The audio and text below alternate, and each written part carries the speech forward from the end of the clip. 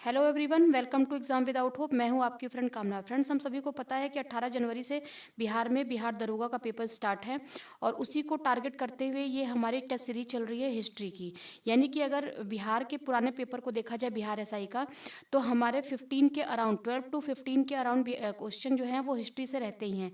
और मैं आपसे इतना वादा करती हूँ कि आपने ये मेरी टेस्ट सीरीज जो है, जो अगले 10-15 दिन तक चल रही है, इसमें अगर आप बने रहे, यानी कि 10-15 दिन आपने मुझे दे दिया, तो मैं इतना वादा करती हूँ कि 15 आउट ऑफ 15 आप क्वेश्चन डील करने में सक्षम होंगे। यानी आप इतने कैपेबल होंगे कि आप 15 अगर क्वेश्चन आते हैं तो आप उसमें पूरे 15 करने में कैपेबल होंगे।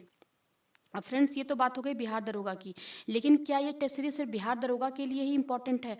तो नहीं। अगर आप किसी भी स्टेट में वनडे का एग्ज़ाम दे रहे हैं, वनडे का, और यानी कि जैसे हो गई पुलिस का पेपर हो गया, या फिर आप कांस्टेबल का पेपर दे रहे हो, या फिर आप किसी भी स्टेट पीसीएस को दे रहे हो, अगर जैसे बिहार पीसीएस हो गया, या फिर राजस्थान पीसीएस हो गया, या यूपी पीसीएस हो गया, यानी कि ऑल कहीं पे भी अगर आप सरकारी नौकरी की तैयारी कर रहे हो और एग्ज़ाम्स में अपीयर होते हो, तो ये आपके लिए उतना ही इम्पॉर्टेंट है जितना कि बिहार दरोगा के लिए है। ये तो बात हो गई फ्रेंड्स कि अगर हम मान लेते हैं कि हमारे जो हैं वो 13 के अराउंड क्वेश्चन हिस्ट्री में यहाँ से सही हो जाते हैं बिहार दरोगा में। तो फ्रेंड्स, अगर करंट अफेयर्स की बात आती है कि फिर करंट अफेयर्स का वेटेज कितना है, तो आप बताओगे कि आप देखोगे कि करंट अफेयर्स का वेटेज जो है, जो अभी पिछला पेपर हुआ है, पिछले भी जितने भी पेपर हुए हैं, तो उसमें 20 टू 25 के अराउंड हमारे करंट अफेयर्स से, और प्लस इतना ही वेटेज होता है साइंस का, पूछा जाता है। तो अगर करंट अफेयर्स की बात करें तो हमारे ही चैनल पे मेरे ही द्वारा करंट अफेयर्स की भी तैयारी कराई जा रही है बिहार दरोगा के लिए, जिसमें स्पीडी को मैं बहुत तेज़ी से स्मार्ट वे में ख़त्म करूँगी, चीज़ों को छोड़ते हुए। जहाँ से आपके 20, अगर 25 के अराउंड पूछता है तो 20 टू 22 के क्वेश्चन आप करने की स्थिति में होगे। तो आप ये देख लो, यहाँ से आपके हो गए 13, और प्लस आप यहाँ से अगर 22 क्वेश्चन करते हो तो कितने होगा, 5 टू 25 के अराउंड आपको मेरे ही चैनल से मात्र 10 से 15 दिन की तैयारी में मिलेगा। आप क्वेश्चन कर पाओगे बिहार दरोगा में। फ्रेंड्स, मैं आपको एक चीज़ और बताना चाहूँगी कि अभी ये देखो यूट्यूब पे क्या है, बहुत सारे लोग एडवाइस दे रहे हैं कि अगर आपको बिहार दरोगा निकालना है तो आप बुद्धिज़्म को तैयार कर लो, अगर आप इसके लिए जैन को तैयार कर लेते हो, जैनिज़्म को, तो आपका पेपर निकल जाएगा। यानी कुछ इंपॉर्टेंट टॉपिक्स बता रहे हैं। देखो, उनकी बात एक हद तक सही है, लेकिन अगर पेपर का पैटर्न चेंज हो गया और इस बार जो क्वेश्चन है वो कहीं और से पूछ लिए गए, और इनका वेटेज तो देखो रहता ही है, बाकी के जो टॉपिक हैं उनको ना पूछ के कोई अदर टॉपिक पूछ लिया गया, तो फिर आप 1 साल बैक हो जाओगे। या कुछ बच्चे ऐसे होंगे जिनकी एज भी जा रही होगी बिहार दरोगा के लिए। तो हमें इन, क्योंकि देखो यूट्यूबर तो बता के निकल जाएगा, फिर वो क्या होगा, वो अगर आप फेल हो गए तो आपकी हेल्प करने कोई भी नहीं आएगा। आप अकेले रह जाओगे अपने पास, और फिर आपको लगेगा कि काश मैंने अच्छे से तैयारी करी होती। तो फ्रेंड्स, इसका सबसे अच्छा विकल्प ये हो सकता है कि हम सारे डायमेंशन को एक साथ लेके चलें, ताकि एग्ज़ाम में सारे हथियार हमारे पास हों, और कोई भी क्वेश्चन आए तो हम उसको डील करने की स्थिति में हों। तो इस तरीके से हम ये अपनी टेस्ट सीरीज़ की जर्नी को स्टार्ट करते हैं। क्योंकि देखो, मैं इतनी गारंटी क्यों दे रही हूँ, क्योंकि ये टेस्ट सीरीज़ मेरे द्वारा ही बनाया गया है, इसको डिज़ाइन किया गया है। इसमें मैंने क्या किया है कि टॉपिक वाइज क्वेश्चन को रखा है, जितने भी टॉपिक्स हमारे हिस्ट्री से रिलेटेड आते हैं, यानी कि एंशिएंट से मैंने स्टार्ट किया है। ठीक है। और मैंने क्या किया है, यहाँ पे एंशिएंट से स्टार्ट किया है, मिडाइवल होते हुए, और मैंने मॉडर्न के क्वेश्चंस को रखा है। ठीक है। तो आप ये देख सकते हो, इस तरीके से हम आगे बढ़ेंगे। ये मैंने एंशिएंट लिखा है। ठीक है, ये आपके हो गए। तो हम देख लेते हैं, पहले टॉपिक वाइज देखते हैं। आप देखना यहाँ से आपके कितने क्वेश्चन तैयार होते हैं। बस आप अगले 10 दिन तक, और देखो वीडियो बहुत लंबी भी नहीं होगी, क्योंकि मैं चाहती हूँ कि इन क्वेश्चंस को, यानी कि मैं आपको 1 घंटे में 200 से 250 क्वेश्चन के आसपास कराने की स्थिति में रहूँ, और ताकि आपके क्या हो, ज़्यादा से ज़्यादा चीज़ें आपकी तैयार हों। आप काउंटिंग पे मत जाना। आप देखो मैं यहाँ से कितनी चीज़ें आपको तैयार कराती हूँ। आप देखो, पहला क्वेश्चन हमारा ये होता है कि, देख लेते हैं। पहला क्वेश्चन हमारा यह है कि अशोक के अभिलेख को सर्वप्रथम किसने पढ़ा? तो पहले तो हम यही देख लेते हैं कि अशोक के अभिलेख किस लिपि में लिखे गए हैं, तो आप बताओगे ब्राह्मी में लिखे गए हैं। और इसको सबसे पहले जेम्स प्रिंसेप ने पढ़ा था। कब पढ़ा था? 1837 में। ये 1837 में इसको जेम्स प्रिंसेप ने पढ़ा था। अगर क्वेश्चन आपसे ये बन जाए कि ब्राह्मी लिपि को सबसे पहले किसने पढ़ा, तो भी आपका आंसर यही होगा, क्योंकि जो अशोक के अभिलेख को जिसने सबसे पहले पढ़ा वो जेम्स प्रिंसेप ही थे, और वो लिपि क्या थी, ब्राह्मी थी। तो दोनों तरीके से क्वेश्चन आपसे पूछेगा तो दोनों का आंसर यही होगा। फिर उसके बाद देखो, ये आते हैं अलेक्जेंडर कनिंघम की बात आती है। तो ये वो व्यक्ति हैं जिन्होंने 1861 में भारत में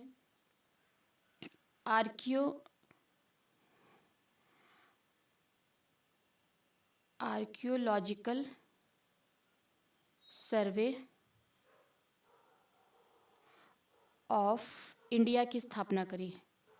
ठीक है, तो ये क्या है, आर्कियोलॉजिकल सर्वे ऑफ इंडिया, इसको हिंदी में कहते हैं भारतीय पुरातत्व विभाग।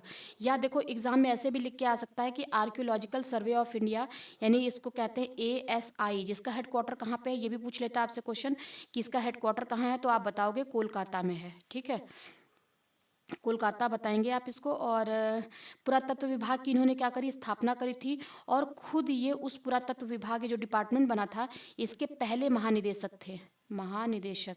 यानी कि आपसे क्वेश्चन अगर ये पूछ ले कि भारतीय पुरातत्व सर्वेक्षण विभाग है, ये ASI के पहले अध्यक्ष कौन थे, तो आप बताओगे कनिंघम का नाम। तो देखो इस तरीके से आपके 2 क्वेश्चन तैयार हुए, अध्यक्ष पूछे, महानिदेशक पूछे, आप यही नाम बताओगे अलेक्जेंडर कनिंघम का। ठीक है, और अगर आपसे क्वेश्चन ये पूछे कि आर्कियोलॉजिकल सर्वे ऑफ इंडिया कब बनी थी, तो 1861 में बनी थी। ये डेट भी आप इंपॉर्टेंट है आपके लिए, याद रखोगे। हेडक्वार्टर कहाँ पे है, तो कोलकाता में है।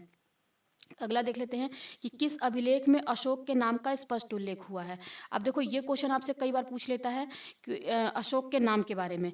तो फ्रेंड्स मैं आपको एक बात बताऊं, अशोक के जितने भी अभिलेख हैं वो क्या हैं, जितने भी अभिलेख हैं उनमें उनका नाम जो है वो देखने को मिलता है हमें। अन्य अभिलेखों में देवानाम प्रियदर्शी, एक सेकंड, उनके जो अभिलेख हैं उनमें उनका नाम क्या मिलता है देखने को हमें, देवानाम प्रियदर्शी। अशोक के जितने भी अभिलेख हैं, लेकिन मात्र ऐसे 4 अभिलेख हैं, यानी कि ये अशोक से रिलेटेड अगर हम देखें तो मात्र, आप कहेंगे मात्र 4, यानी कि 4 ऐसे अभिलेख हैं जहाँ पे अशोक नाम एज इट इज़ लिखा गया है। वो कौन कौन से अभिलेख हैं, तो वो अभिलेख है मास्की का। यानी कि अगर आप क्वेश्चन यही बन जाए कि मास्की कहाँ पे है, तो आप बताओगे कि रायचूर कर्नाटक में है। ये कहाँ पे है, रायचूर कर्नाटक। ठीक है, और एक दूसरा अभिलेख है, ये एज इट इज़ भी पूछता है कि गुर्जरा कहाँ पे है, तो आप गुर्जरा क्या बताओगे, दतिया MP में है, दतिया MP में है। ठीक है, ये क्वेश्चन बने हुए हैं। उसके बाद बात आती है नेट्टूर की, और एक और इनका चौथा अभिलेख है जो मैं यहाँ पे लिख दे रही हूँ, उदयगोलम। आप याद रखोगे इसको, उदयगोलम। ये दोनों नेट्टूर और उदयगोलम, ये वाला यानी कि ये और ये दोनों कहाँ पे हैं, तो आप बताओगे कर्नाटक में है। यानी कि क्वेश्चन आपसे सिर्फ ये ना लिख के कि ये अशोक का नाम अभिलेख कहाँ पे हुआ है, ये ना पूछ के अगर सिर्फ यही पूछ दे कि मास्की अभिलेख कहाँ है, तो कर्नाटक में, गुर्जरा कहाँ पे है, दतिया MP में, नेट्टूर और उदयगोलम कहाँ पे है, तो कर्नाटक में है। कौन से ऐसे अभिलेख हैं जहाँ पे अशोक को देवा नाम पे न कह के डायरेक्ट अशोक के नाम से ही बुलाया गया है, तो आप बताओगे कौन सा अभिलेख है, तो वो है मास्की, गुर्जरा, नेट्टूर और उदयगोलम। ये 4 ऐसे अभिलेख हैं जहाँ पे इनको अशोक कहा गया है। बाकी जितने भी अशोक के अभिलेख प्राप्त हुए हैं उन सब में उनको देवा नाम प्रियदर्शी के नाम से बुलाया गया है। ठीक है, यहाँ तक देखो कितने क्वेश्चन हमने कर लिए। फिर अगला देख लेते हैं, यहाँ पे देखो एक नाम आ रहा है कूड़िक। अब आपसे क्वेश्चन ये पूछा जाए कि कूड़िक किसे कहते, किसका नाम था ये, तो आप बताओगे अजात शत्रु का नाम, अजात शत्रु। इनको क्या कहते हैं, जो हर्यक वंश से संबंधित है, इनको कहा गया है, अजात शत्रु को कहा गया है कूड़िक। काकवर्ण की बात कर लेते हैं, तो काकवर्ण किसको कहा गया है, तो कालाशोक को, कालाशोक। इनको क्या कहा गया है, काकवर्ण। ये किस वंश से संबंधित है, कालाशोक, तो आप बताओगे शिशुनाग वंश से, शिशुनाग वंश के थे ये। और क्वेश्चन आपसे ये भी पूछ लेता है कि शिशुनाग वंश की स्थापना किसने की थी, तो आप बताओगे शिशुनाग ने। ये देखो नाम से ये आपको क्लियर हो रहा है कि शिशुनाग नामक व्यक्ति ने की थी, और इसने अपने ही नाम पे इस वंश का नाम रख दिया। एक देखो यहाँ पे बात आती है सर्वक्षत्रांतक की बात आती है, ये कौन है, तो यहाँ पे एक नाम इंपॉर्टेंट हो जाता है आपके लिए, महापद्मनंद, महापद्म नंद। ठीक है, ये महापद्मनंद जो है ये नंद वंश का संस्थापक था। नंद वंश के लिए इनको इन्होंने इस्टेब्लिश किया था। और आपको पता है कि यही वो नंद वंश है जिसके धनानंद थे, या घनानंद कह लो आप, जिसको चंद्रगुप्त मौर्य ने हरा करके मौर्य वंश की स्थापना करी थी। तो सर्वक्षत्रांतक का मतलब क्या होता है, ये भी अगर आपसे पूछ ले तो इसका मतलब होता है क्षत्रियों का नाश करने वाला। ठीक है, क्षत्रियों का नाशक, यानी कि नाश करने वाला। और इन्हीं को, जो ये महापद्मनंद हैं, नाशक ये काट दो आप। तो ये महापद्मनंद, इनको एक नाम से और जानते हैं, जिनको ये सर्व शत्रांतक तो इनको कहते ही हैं, प्लस इनको भार्गव भी कहते हैं, भार्गव। ये भी देखो, ये कई बार पूछा गया है कि भार्गव नाम से किसे जाना जाता है, तो ये महापद्मनंद ही हैं। भार्गव का मतलब क्या होता है, तो ये भार्गव का मतलब होता है, आप कहीं पे नोट कर लेना अगर आप पेन कॉपी लेके बैठे हो तो, भार्गव का मतलब होता है परशुराम का दूसरा अवतार, यानी परशुराम का अवतार। आप ये बताओगे भार्गव मतलब। भार्गव और सर्व शत्रांतक किसको कहते हैं, महापद्मनंद को कहते हैं। देवानाम प्रियदर्शी किसका नाम है, अशोक के सभी अभिलेखों में इसको 4 अभिलेखों को छोड़ के देवानाम प्रियदर्शी ही बुलाया गया है। कुड़िक कौन है, अजात शत्रु जो हर्यक वंश से संबंधित है, आपको ये मैं बोल रही हूँ उसको लिखोगे आप। काकवर्ण जो है ये किसको कहा गया, कालाशोक को, जो शिशुनाग वंश का है। अगला देख लेते हैं, हाथी गुम्फा अभिलेख किससे संबंधित है, तो आप बताओगे हाथी गुम्फा अभिलेख जो है वो खारवेल से संबंधित है। लेकिन अगर यहाँ पे पुलकेशिन द्वितीय की बात होती है, देखो थोड़ा सा मिस टाइप हो गया है, मिस प्रिंट है ये, तो पुलकेशन नहीं है, ये पुलकेशिन है। तो इनकी इनसे संबंधित अगर अभिलेख पूछेगा तो आप क्या बताओगे, एहोल अभिलेख, आप बताओगे एहोल, एहोल अभिलेख। ये सारे फैक्ट्स देख लेना, कहीं ना कहीं आपसे पूछ लेगा। एहोल अभिलेख।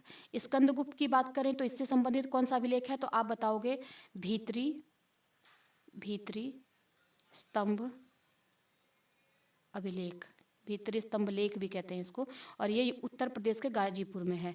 मालवा नरेश यशोवर्मन की बात कर लेते हैं, तो इनसे संबंधित कौन सा अभिलेख है, मोस्ट इंपॉर्टेंट है, कई बार पूछा गया है, मंदसौर अभिलेख किससे संबंधित है, तो मंदसौर अभिलेख आप बताओगे मालवा नरेश यशोवर्मन से संबंधित है। तो यहाँ तक ये देखो 3 अभिलेख, आपके 4 अभिलेख तैयार हो गए, हाथी गुम्फा अभिलेख, एहोल अभिलेख, भीतरी स्तंभ अभिलेख और मंदसौर अभिलेख।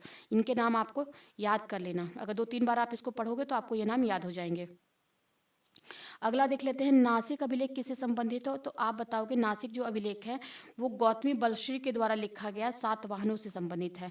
क्वेश्चन ये भी पूछ लेता है कि नासिक अभिलेख को किसने लिखा है, तो आप लिखोगे, आप बताओगे गौतमी बलश्री, बलश्री के द्वारा, ये ठीक है। तो ये हो गया आपका। जूनागढ़ अभिलेख की बात कर लेते हैं, किससे संबंधित है, तो रुद्रदामन का अभिलेख हम सभी को पता है। और जूनागढ़ अभिलेख जो है वो एकमात्र ऐसा अभिलेख है, एकमात्र जो अब ऐसा अभिलेख है जो विशुद्ध संस्कृत में लिखा हुआ है। मोस्ट इंपॉर्टेंट है, ये कई बार पूछा गया है क्वेश्चन कि ऐसा कौन सा अभिलेख है जो विशुद्ध संस्कृत यानी कि शुद्ध संस्कृत में लिखा गया है, तो इसकी लैंग्वेज क्या है, संस्कृत है, याद रखना। तो आप तभी भी इसका आंसर क्या बताओगे, जूनागढ़ अभिलेख ही बताओगे। ये संस्कृत में जूनागढ़ अभिलेख क्या है, संस्कृत में लिखा गया है। एकमात्र अभिलेख भारत का कौन सा है जो विशुद्ध संस्कृत में है, तो भी आप आंसर जूनागढ़ बताओगे। और ये किसका अभिलेख है, रुद्रदामन का। गौतमी बलश्री का हमने देख लिया, ऊपर नासिक अभिलेख है। स्कंदगुप्त का हमने देखा कि भीतरी स्तंभ लेख है, ठीक है। अगला देख लेते हैं, अभिलेखों के अध्ययन को क्या कहते हैं, तो देखो अभिलेखों के अध्ययन को कहते हैं, हमारा आंसर हो जाएगा एपीग्राफी, ठीक। बाकियों को भी देख लेते हैं। एपीग्राफी का मतलब होता है, ये मैं लिख देती हूँ यहाँ पे, एपीग्राफी। इसके ये क्या है, अभिलेख जो लिखे जाते हैं, मतलब कि पांडुलिपियों पे लिख दिए गए या फिर मंदिरों पे लिख दिए गए, दीवारों पे लिख दिए गए, तो उसकी स्टडी को कहते हैं एपीग्राफी। लेकिन अगर पोडोलॉजी की बात आती है कि पोडोलॉजी क्या है, तो आप बताओगे मिट्टियों का अध्ययन, यानी कि जब मिट्टी का अध्ययन करते हैं तो मिट्टी की क्या है, ये स्टडी है, तो इसको क्या कहेंगे, पोडोलॉजी। अगर ओफियोलॉजी की बात करते हैं तो ओफियोलॉजी क्या है, सर्पों का अध्ययन, यानी सांपों का अध्ययन बताओगे आप, ठीक। सांपों की स्टडी है ये ओफियोलॉजी। आप देखो फन, फन ऐसे आ रहा है ना नाम, फन, ओ फ्यू फ्यू, फन, फन निकालते हैं सांप, तो ऐसे क्या है, सांपों की स्टडी है। अगर टोपोग्राफी की बात करें तो ये देखो हो जाता है स्थलाकृतियों का अध्ययन, स्थलाकृतियों का, यानी कि जो पृथ्वी की ऊपरी परत है, स्थल मंडल की स्थलाकृतियों का, कृतियों की क्या है, ये स्टडी है। यानी कि ऊपरी परत, यानी कि जहाँ पे हमें नदी, झरने, पहाड़ ये सब दिखाई देते हैं, तो उसको हम क्या कहते हैं, टोपोग्राफी, या एक बार एक नाम में कह देते हैं स्थलाकृतियों की स्टडी। अगला क्वेश्चन हम देख लेते हैं कि वेसनगर से प्राप्त जो गरुड़ अभिलेख है, यानी कि ये वेसनगर को क्या कहते हैं, एक नाम इसका और मिलता है विदिशा, आप ये याद रखोगे, ये विदिशा नाम से भी लिख के आ सकता है। तो विदिशा जो अभिलेख है, विदिशा में जो ये गरुड़ स्तंभ अभिलेख मिला है हमें, गरुड़ अभिलेख भी कहते हैं इसको, तो ये किसने लिखवाया है, हेलियोडोरस ने।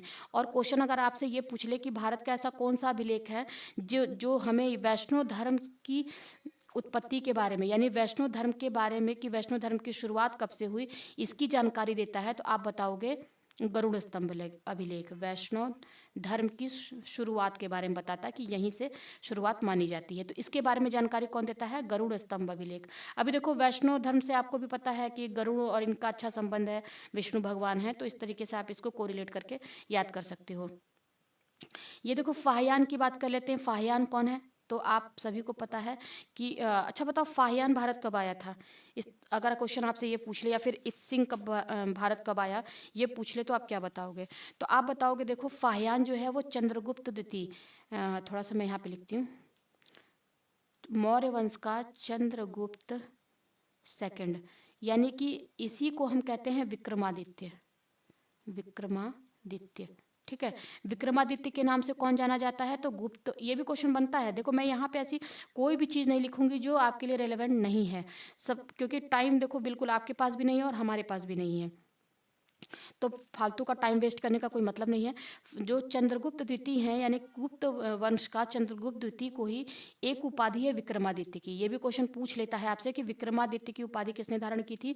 तो चंद्रगुप्त द्वितीय ने। इसी शासक के शासनकाल में, यानी चंद्रगुप्त द्वितीय के शासनकाल में फाहियान जो है वो भारत आया था, ठीक है। और इनका शासनकाल कब का था? तो आप बताओगे 5वीं शताब्दी में, यानी कि फाहियान कब आया था? 5वीं एडी में। लिख देती हूँ मैं इसको। अगला देख लेते हैं कि इत्सिंग की बात कर लेते हैं। ये इत्सिंग कौन है? तो देखो ये इत्सिंग, ये बिहार के लिए आपके यहाँ पे लिखती हूँ मैं, इत्सिंग। ये बिहार के लिए इम्पोर्टेंट इसलिए हो जाता है क्योंकि ये इसने नालंदा विश्वविद्यालय की और प्लस विक्रमशिला विश्वविद्यालय की का वर्णन किया है अपने लेखों में। तो इसलिए इत्सिंग आपके अभी क्वेश्चन ये पूछेगा कि कौन सा ऐसा चीनी यात्री है जिसने नालंदा और विक्रमशिला का वर्णन किया है, तो आप बताओगे इत्सिंग है। और ये आया कब था? तो देखो ये 7वीं एडी में, मतलब कि 7th शताब्दी में, एडी में लास्ट में आया था। ये सबसे लास्ट में ये आया था, 7वीं शताब्दी के लास्ट में ये आया था, यानी कि 7th एडी में लास्ट में। अगला एक और नाम आता है जो हम देख लेते हैं, वेनसांग पूछ लेता है। मैं यहाँ पे लिख देती हूँ,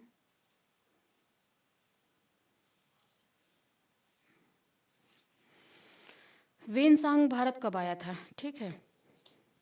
देखो तो ये देखो, ये वेनसांग के बारे में पूछता है अक्सर कि चीनी यात्री वेनसांग कब आया, तो आप किसके शासनकाल में आया? तो आप बताओगे हर्षवर्धन के, हर्षवर्धन। और ये हर्षवर्धन का शासनकाल कब था? 7वीं शताब्दी का स्टार्टिंग फेज। ये कब था? लास्ट में आया था इत्सिंग। और ये 7वीं शताब्दी में, यानी कि एडी में, एडी बोलते हैं शताब्दी को, याद रखना। सब 7वीं, इसको 7th लिख लो, 7th एडी के स्टार्टिंग में ही आया था, ठीक है, स्टार्टिंग में। और ये हर्षवर्धन के शासनकाल में आया था।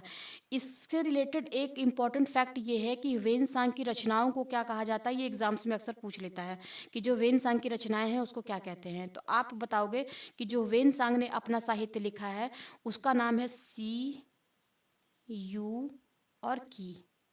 मोस्ट इम्पॉर्टेंट है, ये कई बार पूछा गया है कि सी यू की किसकी रचना है, तो आप बताओगे वेनसांग की। ऐसे इस तरीके से याद रखोगे। अगला देखते हैं, जीवक चिंतामणि जो है किसकी रचना है? तो आप ये देखो, ये संगम साहित्य से संबंधित साहित्य, संगम वंश जो था उससे संबंधित ये साहित्य है, और इसके रचनाकार हैं तिरुत्तक देवर, ठीक है। संध्याकर नंदी की बात आती है तो चलो मैं इनको आगे थोड़ा सा बता दूंगी, लेकिन फिर भी बता देती हूँ कि देखो जो संध्याकर नंदी हैं, इनकी एक बहुत फेमस रचना है रामचरित। और फ्रेंड्स जब एग्जाम में रामचरित लिख के आता है तो हमारे दिमाग में सबसे पहले तुलसीदास जी आते हैं, और हम वहाँ पे तुलसीदास जी को सर्च करते हैं जो हमें ऑप्शन में नहीं मिलते हैं। तो याद रखना, अगर सिर्फ रामचरित लिखा हो तो वो संध्याकर नंदी की रचना है, जो जिन्होंने पालवंश के बारे में लिखा है, रामचरित में उनके जीवनी के बारे में लिखा है। लेकिन अगर यहाँ पे रामचरित मानस होगा तभी आप तुलसीदास जी को टिक करोगे, अदरवाइज आप संध्याकर नंदी को ही टिक करोगे, ठीक है। अगला देख लेते हैं कि निम्न में से कौन सा पुरातात्विक स्रोत है।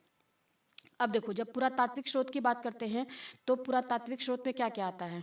पुरातात्विक स्रोत में आपका देखो अभिलेख भी आते हैं, ऐसी वो सारी चीज़ें जिनसे हमें क्या होता है, जो आज भी हमें प्राचीन चीज़ों के बारे में जानकारी देते हैं, वो पुरातात्विक स्रोत हैं जो खुदाई से प्राप्त होते हैं, या फिर ऐसे पहाड़ों पे इस तरीके से लिखे हुए मिल जाते हैं। तो आपका क्या हो जाएगा? अभिलेख हो गए, स्मारक हो गया, अब देखो कन्फ्यूजन आएगी आपको एग्जाम में कि चित्रकला है कि नहीं।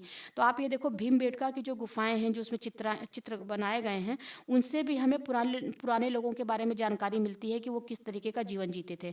तो हमारा इसका आंसर क्या हो जाएगा, उपर्युक्त सभी। ये सभी क्या है, पुरातात्विक स्रोत हैं, याद रखना। ये क्वेश्चन बहुत कंफ्यूज करता है।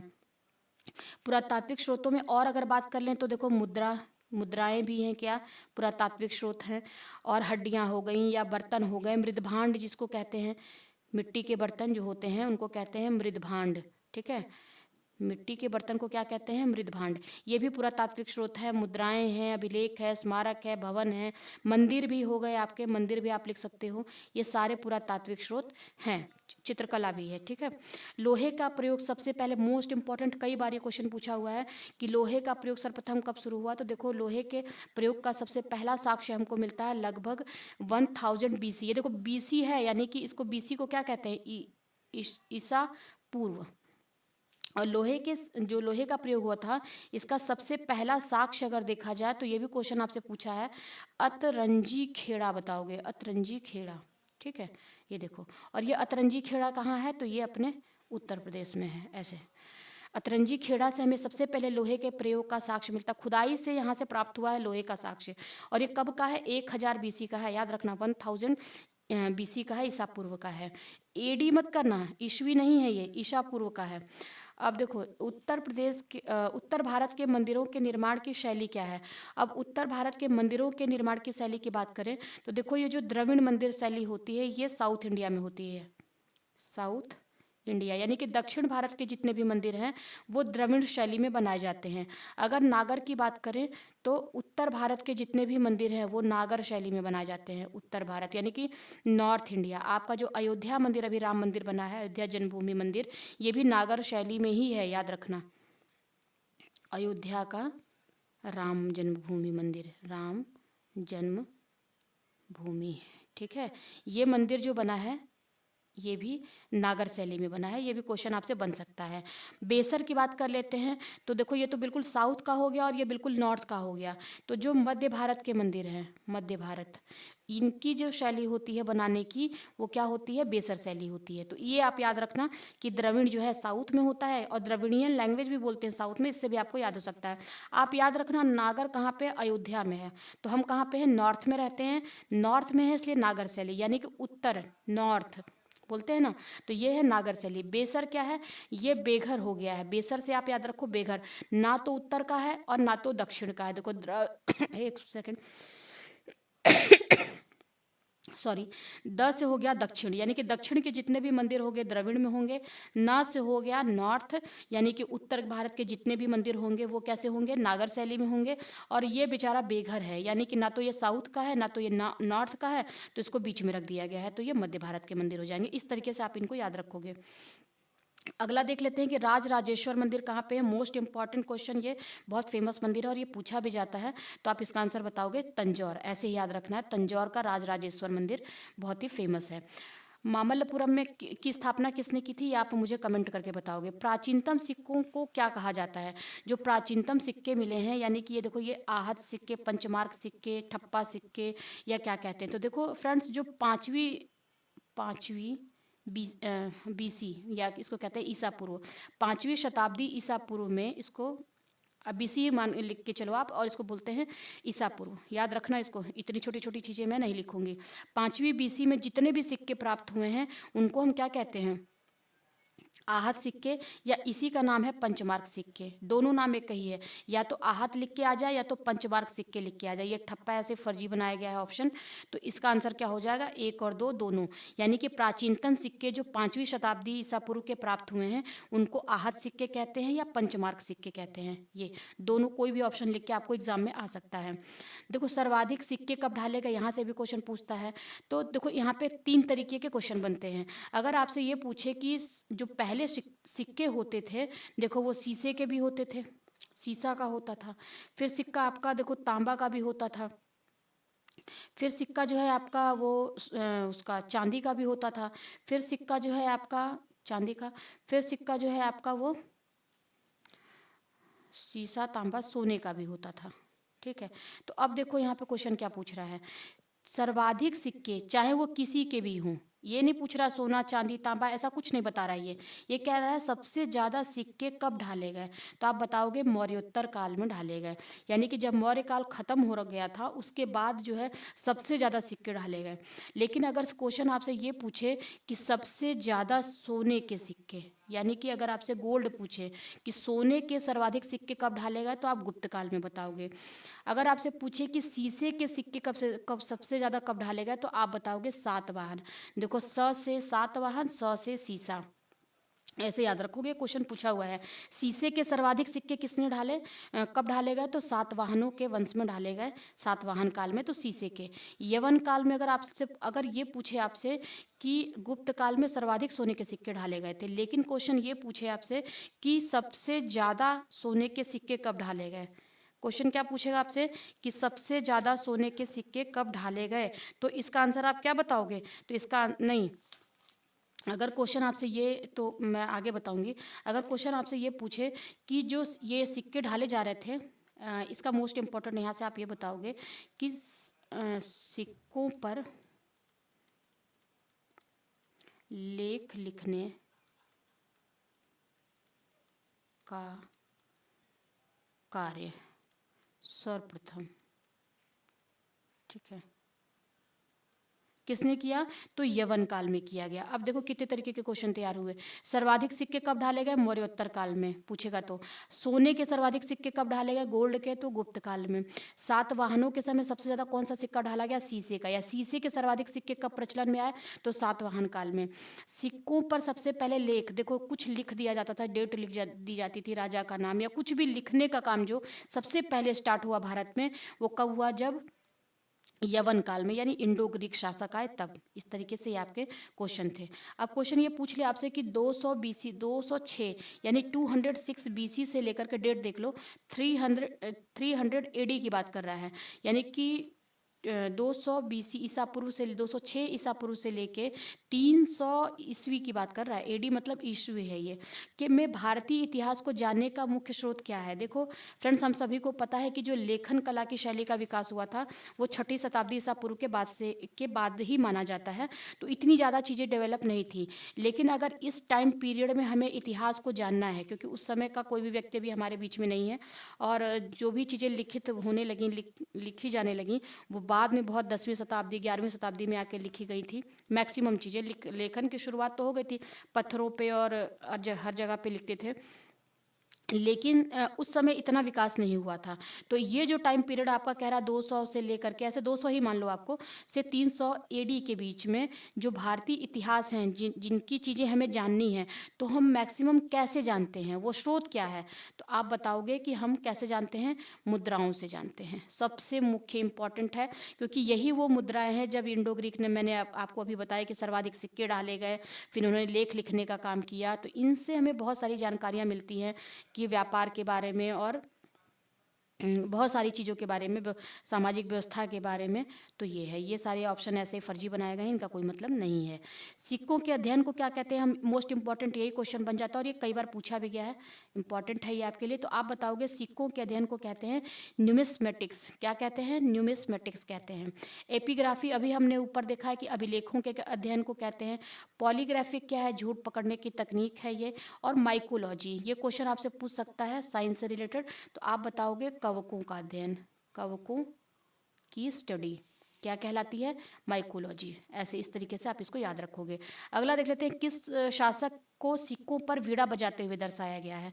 तो देखो यहाँ पे समुद्रगुप्त को दर्शाया गया है, सिक्के पे भी क्या कर रहे हैं, अपने सिक्कों पे वीणा बजा रहे हैं, ऐसा ऐसा चित्र छपा हुआ है। और क्वेश्चन अगर आपसे घुमा के ये पूछ दे कि समुद्रगुप्त को सिक्कों पर वीणा बजाते हुए दर्शाया गया है, जो उनके किस चीज़ के होने का को दर्शाता है, तो आप बताओगे, अगर कोई वीणा बजा रहा है तो जाहिर सी बात है कि उसे क्या है, संगीत से प्रेम है, तो आप बताओगे कि उनके संगीत प्रेमी होने को दर्शाता है, संगीत प्रेमी। ठीक है, ये आपका आंसर हो जाएगा। मेरी बात सुनना आप ध्यान से, बहुत सारे क्वेश्चन आपके यहाँ से तैयार होंगे। भारतीय इतिहास में मूर्तियों का निर्माण कब शुरू हुआ। अब देखो मूर्तियों का निर्माण की बात करते हैं तो देखो मौर्य काल में तो बहुत ज़्यादा मूर्तियाँ बनती नहीं थी। आपको पता है कि बहुत ज़्यादा स्थापत्य कला के बारे में विकास नहीं हुआ है। खैर आपने नहीं भी पढ़ा होगा तो मैं बता देती हूँ कि अगर मूर्तियों के निर्माण की शुरुआत की बात करते हैं तो आप बताओगे कुषाण काल में, इसका आंसर हो जाएगा कुषाण काल। अगला क्वेश्चन देख लेते हैं। भरहुत, बोधगया, सांची और अमरावती के स्तूप, ये सारे नाम मैंने क्यों लिखा है कि आप ये देखोगे कि ये सारे जो स्तूप हैं ये कहाँ पे हैं, तो इसलिए सारे नाम मैंने एक जगह लिख दिया है। भरहुत, बोधगया, सांची और अमरावती। अमरावती स्तूप कहाँ है? आंध्र प्रदेश में। सांची कहाँ है? एमपी में। बोधगया कहाँ पे है? आपको भी पता है। और भरहुत कहाँ पे है? आप मुझे कमेंट करके बताओगे। तो इसमें हमें क्या देखने को मिलता है, मतलब ये जो बनाई गई हैं मूर्तियाँ, इनसे हमें किस चीज़ की जानकारी मिलती है? क्या ये पता चलता है विदेशी प्रभाव था भारत पे, या ये साधारण जन साधा ये मिस प्रिंटिंग है, जन साधारण के जीवन की झलक मिलती है, उल्लास की पता चलता है, या दुखी जीवन का पता चलता है? तो इसका आंसर हो जाएगा बी। अगर हम भरहुत, बोधगया, सांची और अमरावती की मूर्तियों को देखते हैं तो हमें पता चलता है कि वहाँ उस समय के का साधारण जीवन कैसा था, इसकी हमें झलक मिलती है। तो ये हमारा इसका आंसर हो जाएगा। ये क्वेश्चन भी पूछा गया है एग्जाम्स में। माता और शिशु तथा मरणासन राजकुमारी, ये देखो मैंने दोनों को एक ही जगह पे लिख दिया है। क्वेश्चन आपसे सिर्फ इसको भी उठा के पूछ सकता है, या फिर इसको भी, इसके बारे में भी पूछ सकता है। तो दोनों, माता और शिशु के बारे में और मरणासन राजकुमारी के बारे में जो चित्र हैं वो हमें कहाँ देखने को मिलते हैं? तो अजंता की गुफाओं में देखने को मिलते हैं। थोड़ा सा अंतर मैं आपको ये बताती हूँ कि देखो फ्रेंड्स, अगर आपसे यहाँ पे पूछे कि अजंता की गुफाएं किससे संबंधित हैं, तो आप बताओगे कि बौद्ध धर्म से संबंधित हैं। ठीक है, जहाँ पे माता और शिशु, मरणासन राजकुमारी के चित्र देखने को मिलते हैं। अजंता की गुफाएं कहाँ हैं? हम सभी को पता है कि महाराष्ट्र में है। अगर एलोरा की बात करते हैं तो एलोरा की गुफाएं अगर पूछ लेता है किससे संबंधित है, तो आप बताओगे कि ये तीनों धर्म से संबंधित है, यानी कि हिंदू से भी संबंधित है, बौद्ध से भी और जैन से भी। बौद्ध, जैन तीनों धर्मों से संबंधित हमारी जो गुफा है वो कौन सी है? एलोरा की, और ये भी महाराष्ट्र में है। लेकिन यहाँ पे हमारा आंसर हो जाएगा अजंता की गुफाएं।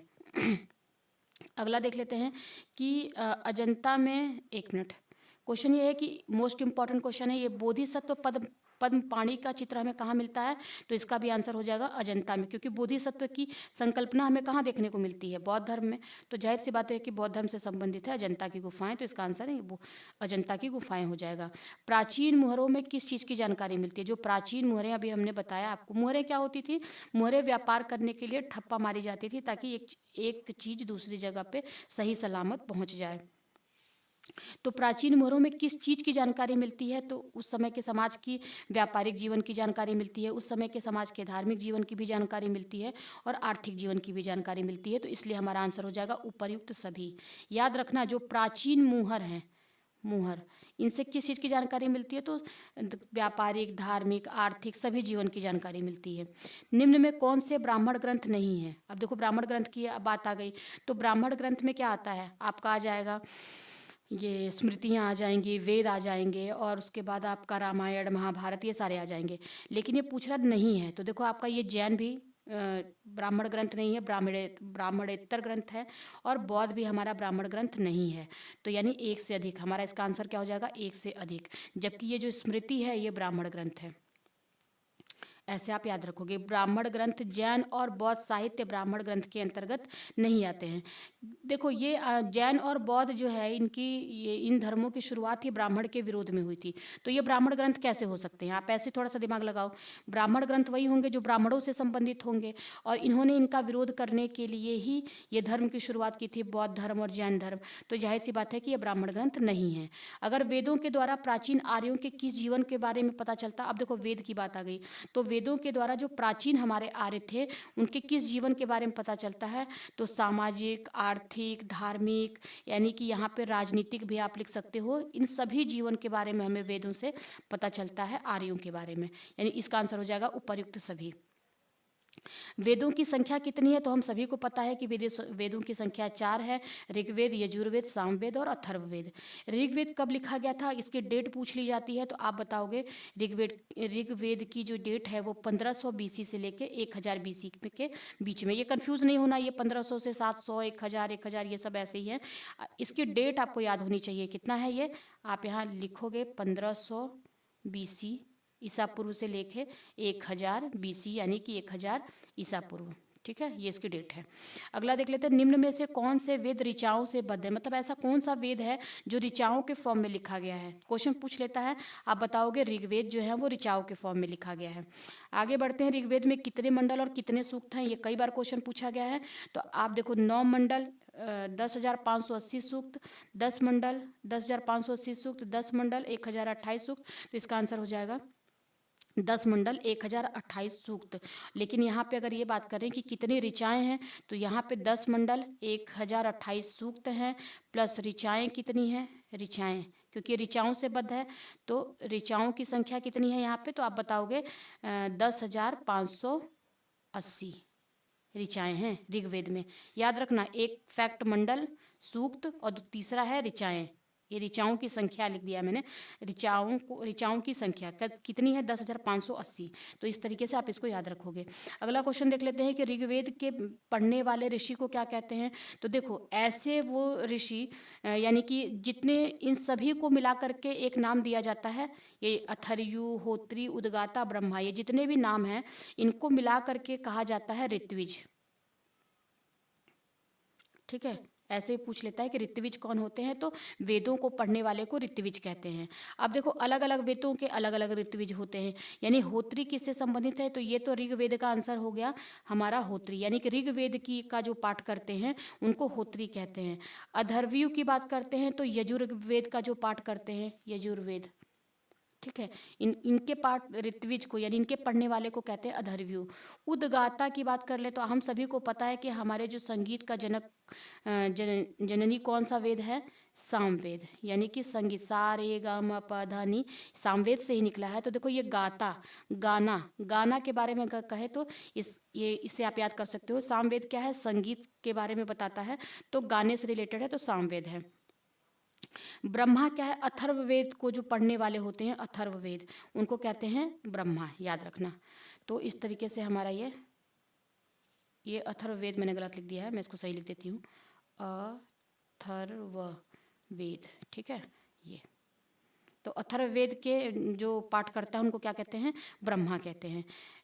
ऋग्वेद का ब्राह्मण ग्रंथ है। अब देखो, क्वेश्चन यहाँ से पूछता है कि ऋग्वेद के ब्राह्मण ग्रंथ कौन कौन से हैं। तो देखो, ऋग्वेद के 2 ब्राह्मण ग्रंथ हैं, एक तो है आपका ऐतरेय और एक आपका है कौशितकी। और इसी कौशितकी का ही एक नाम शंखायन भी है। यानी कि क्या है, ऐतरेय, कौशितकी या शंखायन, दोनों एक ही नाम है। तो आप इसका आंसर क्या बताओगे, उपर्युक्त सभी। याद करना, ये क्वेश्चन पूछता है, आप देख लेना कि ऋग्वेद के ब्राह्मण ये किसके ब्राह्मण ग्रंथ है, ऐतरेय किसका ब्राह्मण ग्रंथ है, कौशितकी किसका ब्राह्मण ग्रंथ है, शंखायन। तो एक बार देखोगे तो याद हो जाएगा, कौशितकी और शंखायन एक ही नाम है, मतलब एक ही को कहते हैं। और ऐतरेय यानी कि ऋग्वेद के 2 ब्राह्मण ग्रंथ हैं, ऐसे याद रखोगे आप। टोटल कितने हैं, 2 हैं। अगला देख लेते हैं, ऋग्वेद का कौन सा मंडल बाद में जोड़ा गया है। अब देखो, ऋग्वेद का कौन सा मंडल, 9वां 10वां नहीं, पहला और 10वां मंडल ये बाद में जोड़ा गया है। ऋग्वेद का पहला और 10वां मंडल ये बाद में जोड़ा गया है, बाकी आपके गलत है। तो ये हमारा, ये याद रखना कि पहले मंडल को और 10वें मंडल को बाद में जोड़ा गया है। ऋग्वेद के किस मंडल में, देखो एक ही चीज़ को मैं 3 बार इसलिए बता रही हूँ कि आप वहाँ पे रुको, आगे मत बढ़ो, क्योंकि ये टेस्ट सीरीज चल रही है। तो आपको थोड़ा सा रुक के देखना है, वहाँ पे एग्जाम में आपको कन्फ्यूजन बहुत होगा कि ये पहला कैसे बाद में जोड़ा जा सकता है, पहला तो पहले ही होगा। लेकिन नहीं, मैं इसीलिए 3 बार बोल रही हूँ कि ये पहला जो है ये बाद में जोड़ा गया और तीसरा भी बाद में जोड़ा गया है। ऋग्वेद के किस मंडल में सोम देवता का उल्लेख मिलता है। तो देखो, सोम देवता को ऋग्वेद में सविता कहा गया है। इनका उल्लेख किस नाम से किया गया है, तो सविता नाम से किया गया है। और इनका उल्लेख सविता का मिलता है तीसरे मंडल में। कितने मंडल अभी पीछे मैंने आपको बताए थे, कितने हैं, 10 मंडल हैं, जिसके तीसरा मंडल जो है वो सोम देवता से यानी कि सूर्य देवता से सॉरी, ये आपका सोम देवता पूछ रहा है। एक सेकंड, मैं थोड़ा सा इसको इरेज करती हूँ। ये एक सेकंड, सोम देवता के बारे में पूछ रहा है ये। ठीक है, देखो, अगर इसकी बात करें, देखो ऋग्वेद के किस मंडल में सोम देवता का उल्लेख मिलता है, तो आप बताओगे 9वां मंडल।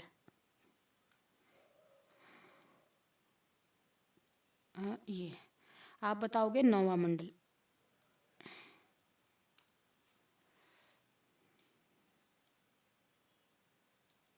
ठीक है, देखो ऋग्वेद के किस मंडल में सोम देवता का उल्लेख मिलता है, तो 9वें मंडल में। सोम देवता कौन है, ये सोम रस पान करने वाले होते थे, उनको ही कहते हैं। अगर ऋग्वेद का कौन सा मंडल, ये वाला है, ऋग्वेद का कौन सा मंडल जो है सूर्य देवता को समर्पित है, तो आप बताओगे तीसरा मंडल, ये था। तीसरा मंडल क्या है, सूर्य देवता को क्या कहा गया है ऋग्वेद में, तो सूर्य देवता को कहा गया है सविता। याद रखोगे। यानी सविता को समर्पित कौन सा है, तो आप बताओगे तीसरा मंडल। एक चीज आपसे क्वेश्चन ये भी पूछ लेता है कि गायत्री मंत्र भी यहीं से संबंधित है। तो गायत्री मंत्र जो है वो कहाँ से संबंधित है, तीसरे मंडल से संबंधित है। चतुर्वर्ण समाज की संकल्पना ऋग्वेद के किस मंडल में की गई है, तो देखो जो ये 10वां मंडल है जो बाद में जोड़ा गया है, इसका एक सूक्त है पुरुष सूक्त। इसमें जो है चातुर्वर्ण समाज का वर्णन मिलता है। यानी कि ऋग्वेद के 10वें मंडल के पुरुष जो सूक्त है, इसमें आपका चातुर्वर्ण, चार ब्राह्मण, क्षत्रिय, वैश्य और शूद्र की बात यहाँ पे की गई है। तो ये यहाँ पे हमें देखने को मिलता है। ये कोई बात नहीं है, अब देख लेते हैं यूनेस्को, कौन सा वेद यूनेस्को के विश्व धरोहर में शामिल किया गया है, तो आप बताओगे ऋग्वेद को यूनेस्को ने विश्व धरोहर में शामिल किया है। तो हमारा इसका आंसर हो जाएगा ऋग्वेद। किस वेद में यज्ञों और नियमों का विधानों का संकलन है, यानी कि यज्ञ और नियम किस में बताए गए हैं, तो यजुर्वेद में बताया गया है। और इसमें इतने ज़्यादा यज्ञ और विधान बताए गए हैं, इस वजह से इस यजुर्वेद का एक नाम जो है वो है कर्मकांडीय वेद। कर्मकांडीय वेद, इस नाम से भी इसको हम जानते हैं, याद रखना। अगला देख लेते हैं। अच्छा देखो ये क्वेश्चन ही आ गया, कर्मकांडीय वेद किसे कहते हैं, तो आप इसका आंसर बताओगे यजुर्वेद। कौन सा वेद गद्य और पद्य दोनों में लिखा गया है, तो इसका भी आंसर हो जाएगा यजुर्वेद। यानी कि इसके दो ऐसे हैं, गद्य और पद्य में लिखे गए हैं इसके दो फॉर्म हैं, एक को कहते हैं शुक्ल यजुर्वेद और एक को कहते हैं कृष्ण यजुर्वेद। ठीक है, तो ये जो शुक्ल वाला है ये केवल पद्य में है और बाकी ये जो है ये दोनों में है। तो ये कौन सा ऐसा वेद है जो गद्य और पद्य दोनों में है, तो आप बताओगे यजुर्वेद। शतपथ और तैत्तरीय ब्राह्मण ग्रंथ हैं। ये देखो ब्राह्मण ग्रंथ से हर बार क्वेश्चन पूछता है, ये किसके ब्राह्मण ग्रंथ हैं। अभी एक जगह पे लिख करके आप इसको याद करोगे सारे ब्राह्मण ग्रंथ। तो शतपथ और तैत्तरीय जो है वो यजुर्वेद के ब्राह्मण ग्रंथ हैं। अगर ईशावास्य पूछा जाए ये क्या है, तो आप बताओगे कि ये यजुर्वेद का जो अंतिम अध्याय है उसको ईशावास्य कहा जाता है। यजुर्वेद का अंतिम अध्याय ईशावास्य कहा जाता है। ईशावास्य क्या है, क्या बताओगे आप, ये ईशावास्य क्या है, उपनिषद है। किसका, यजुर्वेद का। कठोपनिषद किसका उपनिषद है, तो आप बताओगे कठोपनिषद जो है वो यजुर्वेद का उपनिषद है, यजुर्वेद का। और इस उपनिषद में क्या किया गया है, यम और नचिकेता जो ये है ना, इनके संवाद का वर्णन किया गया। यानी क्वेश्चन आपसे ये पूछे कि यम और नचिकेता का संवाद किस उपनिषद में है, तो आप बताओगे कठोपनिषद में। तो क्वेश्चन ये कठोपनिषद में है। कठोपनिषद किसका उपनिषद है, यजुर्वेद का। किसका वर्णन है, यम और नचिकेता का। तो ऐसे घुमा घुमा के आप क्वेश्चन को देखना, यहाँ से क्वेश्चन पूछ सकता है।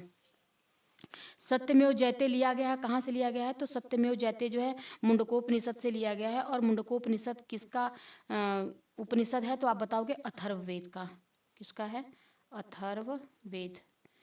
ठीक है, ये सत्यमेव जयते क्या है, आप बताओगे सत्यमेव जयते क्या है, कहाँ से लिया गया है, मुंडकोपनिषद से। ये किसका है उपनिषद, अथर्ववेद का। अब देखो यहाँ पे मैंने कुछ चीज़ें लिखी हैं जो आपके लिए मोस्ट इंपॉर्टेंट है और एग्जाम में पूछ लिया जाता है कि जो प्राचीन ये नदियाँ हैं इनको आज किस नाम से जानते हैं। तो इसको एज इट इज़ मैं देखो क्वेश्चन बनाऊंगी तो बहुत लंबा हो जाएगा, मैं आपको ऐसे याद कराती हूँ।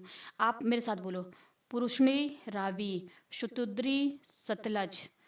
देखो स से शतुद्री और स से सतलज। अस्किनी, चेनाब, एक साथ बोलना शुरू करो। अस्किनी, चेनाब, वितास्ता, झेलम, विपासा, व्यास, गोमल, गोमती, कुंभ, काबुल, सदानीरा, गंडक और कुमु, कुर्रम। ठीक है, ये कुमु नदी है, कुर्रम। और सिंधु को क्या कहते हैं, इंडस नाम से जानते हैं। ये क्वेश्चन पूछ लेता है आपसे और पूछा हुआ है, इसलिए फिर से एक बार देखो। पुरुषनी, रावी, ऐसे बोलोगे सीक्वेंस में तो हमेशा आपके यही निकलेगा। जैसे ही आप पुरुषनी बोलोगे आपके दिमाग में क्या आएगा, रावी आएगा। ठीक है, तो पुरुषनी, रावी, शतुद्री, सतलज, अस्किनी, चेनाब, वितास्ता, झेलम, विपासा, ब्यास और गोमल, गोमती, कुंभ, काबुल, सदानीरा, गंडक, कुमु, कुर्रम और सिंधु इंडस को कहते हैं।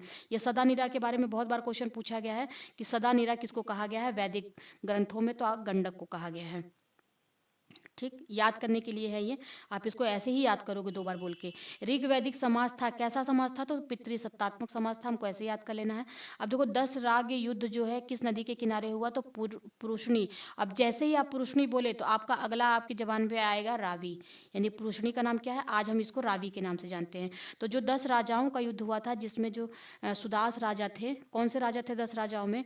तो मैं बता देती हूँ आपको। एक तरफ थे भरतों के राजा, जो भरत कुल था उसके राजा सुदास, और दूसरी तरफ इनके साथ लड़ रहे थे 10 राजा, जिसमें 5 जो थे वो आर्य कुल के थे, प्लस 5 जो हैं वो गैर आर्य थे। और इन सभी 10 को गैर आर्य, इन सभी 10 राजाओं को हरा दिया था भरत कुल के राजा सुदास ने। तो इसी को कहते हैं 10 राग युद्ध। और ये कहाँ पे हुआ था? रावी, पुरुषनी नदी के तट पे। आजीवन अविवाहित रहने वाली कन्या को वैदिक समाज में क्या कहा जाता था? तो उनको कहा जाता था अमाजू। याद रखना, ऐसी कन्या जो आजीवन क्या हो, अविवाहित रहे, तो उनको अमाजू, माजू मतलब विवाह, आजीवन, ऐसे याद रखोगे। ये देखो यहाँ पे लिखा है सिकता, अपाला और विश्वधरा। ये कौन थी? ये जो वैदिक समाज था उसमें ये विदुषी महिलाएं थीं। विदुषी यानी कि जो विद्वान होते हैं उनके स्त्रीलिंग को कहते हैं विदुषी। तो सिकता, अपाला, विश्वधरा ये किससे संबंधित हैं? ये वैदिक समाज की विदुषी महिलाएं हैं, ऐसे इनका नाम याद रखोगे। ये क्वेश्चन ऐसे पूछ सकता है कि अपाला कौन थी? तो विदुषी महिला थी। विश्वधरा कौन थी? तो विदुषी महिला। सिकता कौन थी? विदुषी महिला। इस तरीके से आप याद रखेंगे। देखो एक यहाँ पे मैंने आपके लिए ये भी डाला है कि प्राचीन नाम और आधुनिक नाम से भी क्वेश्चन पूछ लेता है। तो उर्वरा जो पहले बोलते थे, अब क्या बोलते हैं उसको? उपजाऊ भूमि। यानी उपजाऊ भूमि को पहले क्या कहते थे? कि उर्वरा भूमि है। लांगम सीर किसको कहते थे? हल को कहते थे। लांगम सीर क्या है? हल है। अनस क्या है? अनस कहते थे, ये कई बार एग्जाम में पूछा गया है कि अनस क्या था? तो आप बताओगे अनस आज का बैलगाड़ी है। जो आज हम बैलगाड़ी देखते हैं उसको पहले क्या बोलते थे? अनस बोलते थे। भीषज की बात करते हैं तो भीषज क्या है? तो जो वैद्य होते थे, जो आज के समय में हम वैद्य कहते हैं, उनको उस समय क्या कहते थे? भीषज कहते थे। ठीक है, ये देखो ये जो लांगम है ना, आप इसको थोड़ा सा लांगल बना लो। ये थोड़ा सा मिसप्रिंट है मुझे लगता है, लांगल। ठीक है, तो इसको लांगल सीर। हल था। अनस क्या था? बैलगाड़ी। अभी बैलगाड़ी है आज की। और भीषज क्या है? आज के वैद्य हैं। ठीक है, अतल क्या है? अतल नहीं है ये है अवल। अवल क्या है? कूप है। कूप यानी कि कुआं। हिंदी का भी आपका पेपर होने वाला है तो पूछता है कुआं कैसे लिखते हैं। ये देखो कुआं ऐसे लिखा जाता है। तो अवल क्या था? आज का कुआं है। तक्षण क्या था? बढ़ई। पहले जो है आज बढ़ई कहते हैं, पहले बढ़ई को तक्षण कहते थे। अवल किसको कहते थे? कुआं को कहते थे। कुसीद क्या है? तो आप बताओगे ऋण लेने व बलि देने की प्रथा को कुसीद कहते थे। ऋण लेने और बलि देने की प्रथा को क्या कहा जाता था? कुसीद। ब्रिक कौन था? ब्रिक आज बैल कहते हैं। सीता कौन है? जो हल से बनी हुई नालियाँ होती थी उनको सीता कहा जाता था। तो याद रखेंगे आप, सीता जो है कोई महिला का नाम नहीं था बल्कि हल से बनी हुई नालियाँ। आपको भी पता है कि सीता माता का जन्म कैसे हुआ था, तो उन्हीं के नाम पे ये हल की नालियों का नाम रखा गया है। वर्जन्य क्या है? वर्जन्य नहीं है ये, बेसिकली इसको आप पर्जन्य बनाओ। पर्जन्य। ठीक है, मिस प्रिंटिंग है ये। तो पर्जन्य क्या था? पर्जन्य कहते थे बादल को। और आपको पता है हिंदी का आपका पेपर होने वाला है तो बादल का एक पर्यायवाची भी है पर्जन्य। तो ये पर्जन्य बादल को पहले कहा जाता था। कीवास क्या है? तो कीवास जो है हलवाहा था। याद रखेंगे आप, ये जो मैं दे रही हूँ आपको कुछ नाम ये आप ऐसे रट के जाएंगे। उर्दर, उर्दर मोस्ट इंपॉर्टेंट है ये। उर्दर किसको कहते थे? तो अनाज मापक, अनाज मापने वाला ये क्या था? एक पात्र था जिससे अनाज को नापा जाता था, उसको कहते थे उर्दर। याद रखेंगे आप इसको। वैदिक समाज में वेकनॉट कौन था? जो अगर वेकनॉट की बात करते हैं तो वेकनॉट जो था वो सूदखोर था। और चोर तो ऐसे फर्जी ही है। व्यापारी, एक ऐसा व्यापारी था जिसको हम कहते हैं पणी। तो एक पणी नामक व्यापारी की चर्चा मिलती है जो क्या था? ये फेमस नहीं था व्यापारी, ये कुख्यात था। जब कोई किसी काम के लिए बदनाम होता है तो उसको हम कहते हैं कुख्यात, और जो अच्छे काम के लिए होता है तो उसको कहते हैं विख्यात। तो ये कुख्यात था किस चीज़ के लिए? पशुओं की चोरी करता था ये, पशुओं की चोरी। ठीक है, तो इसको क्या कहते हैं? पणि नामक व्यापारी। कौन सा व्यापारी? पणि नामक व्यापारी जो है वो कुख्यात था पशुओं की चोरी के लिए। वैदिक काल में दुहिता किसे कहते थे? अब देखो दुहिता, दुहिता कहते थे पुत्री को। क्यों कहते थे दुहिता? क्योंकि दूध दूहने का काम जो है वो पुत्री ही करती थी, इसलिए पुत्री को दुहिता कहते थे। गाय जो है उनके लिए सबसे पूजनीय पशु थी, इनका बहुत महत्व है वैदिक समाज में। वैदिक काल में निष्क क्या था? ये देखो निष्क जो है ना, ये क्या था? ये सोने का आभूषण था या सोने का एक मान लेते हैं कि क्या था, टुकड़ा था, जिसको निष्क कहा जाता था। तो वैदिक काल में निष्क क्या था? तो सोने का आभूषण। आप बताओगे, ये सब किसी काम का नहीं है। तो आगे बढ़ते हैं।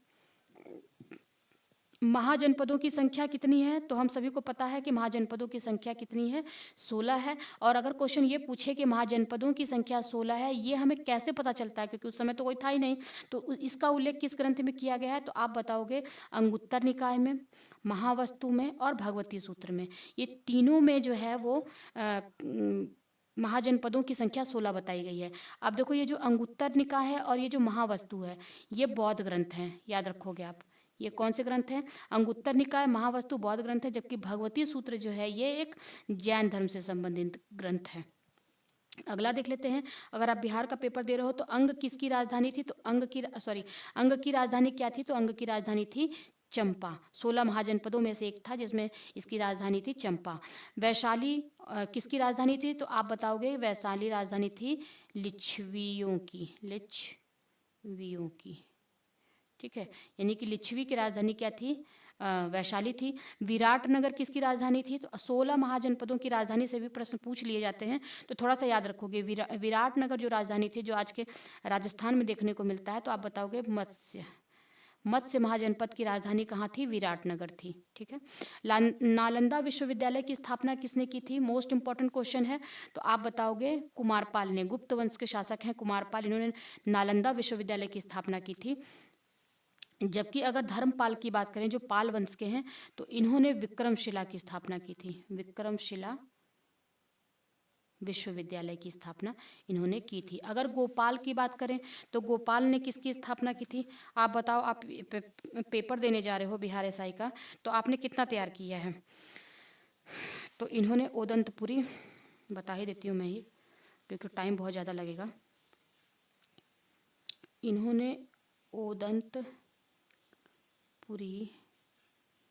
मठ या विश्वविद्यालय भी कहते हैं इसको।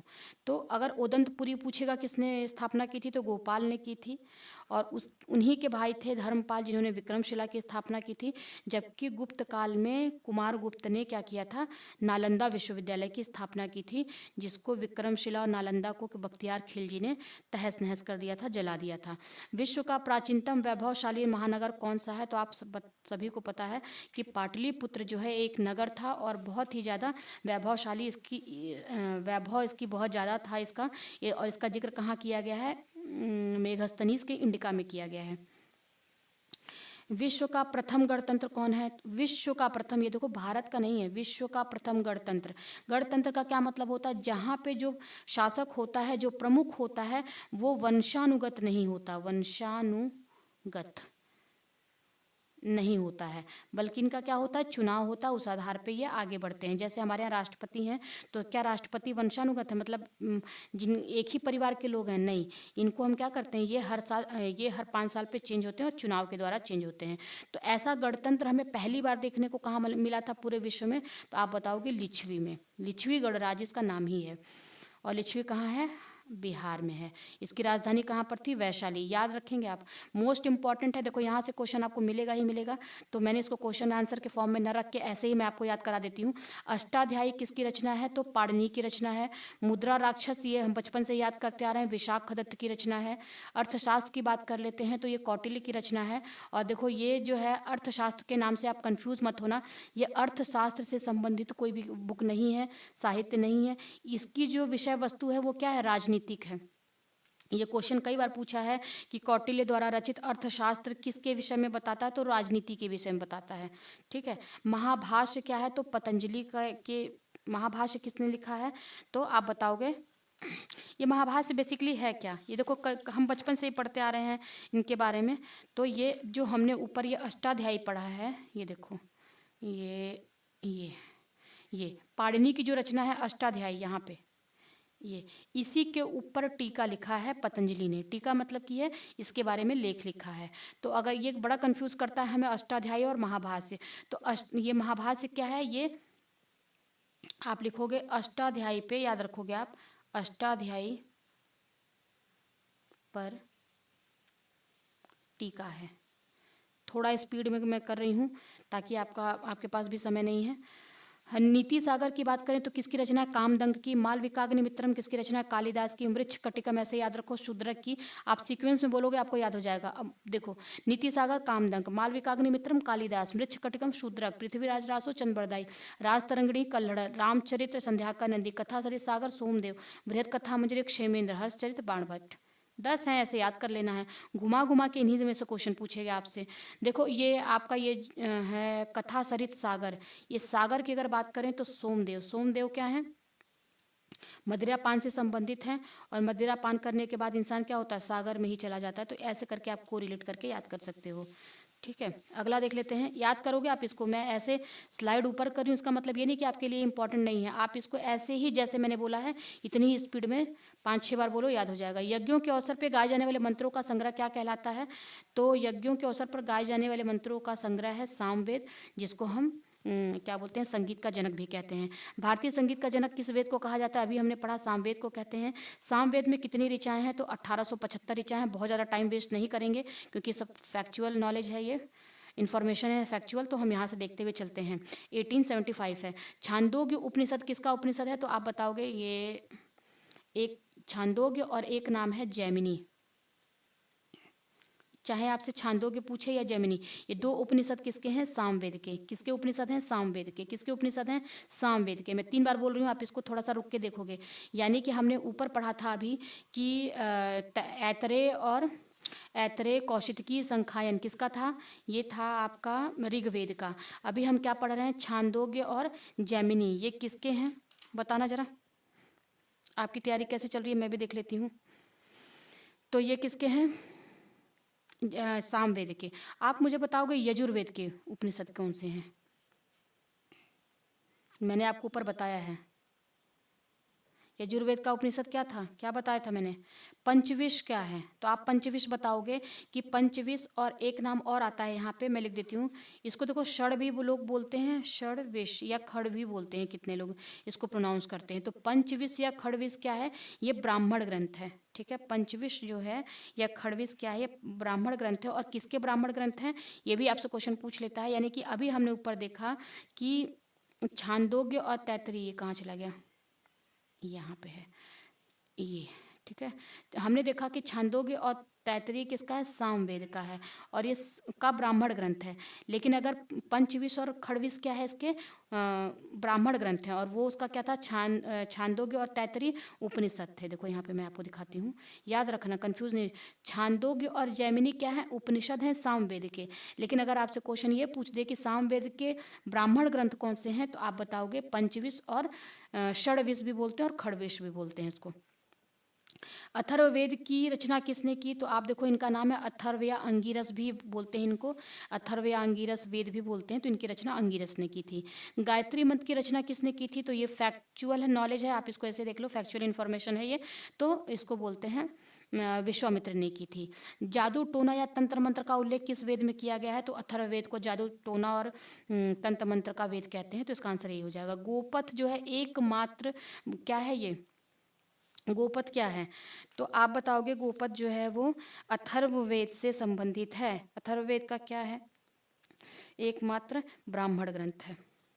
अथर्ववेद का क्या है, मैं यहाँ पे लिख देती हूँ, अथर्ववेद का एकमात्र ब्राह्मण ग्रंथ है। लेकिन किसका ब्राह्मण ग्रंथ है, तो अथर्ववेद का, और ये एकमात्र ब्राह्मण ग्रंथ है अथर्ववेद का।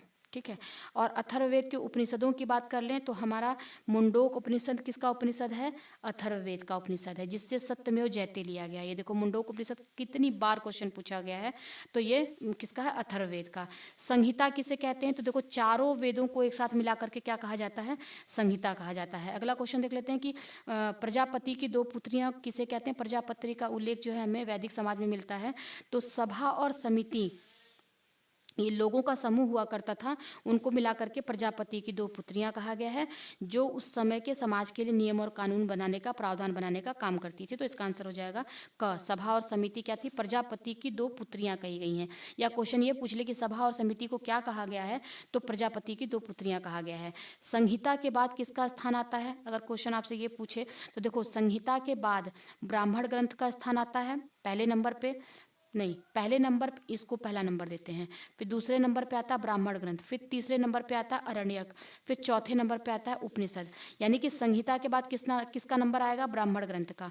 फिर अगर क्वेश्चन ये पूछ दे कि ब्राह्मण ग्रंथों के बाद किसका नंबर आता है, तो ये अरण्य का है, ये गलत हो गया है, अरण्यक है।